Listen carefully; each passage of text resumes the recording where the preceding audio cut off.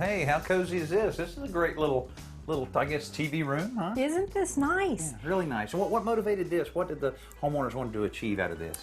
Well, they wanted a room that 3 or 4 of them could comfortably sit and watch TV, and because it was such a small space, they had just a few small pieces of furniture.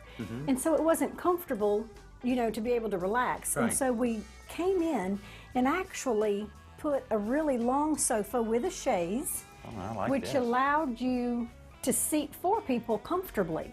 And it filled up the entire wall instead of just one chair there and one chair here. What about all this? Was this here or was this added? This was already here, but we painted this one actually the same color as the trim and the walls. And when you have a small space like this, the more you can unify it and not have it all broken up with, say, white trim and, you know, white cabinets, it makes the room feel a little bigger and more open. So actually everything in here is painted the same color, and then we made the fabric on the sofa the same color, so visually it all feels like a bigger space.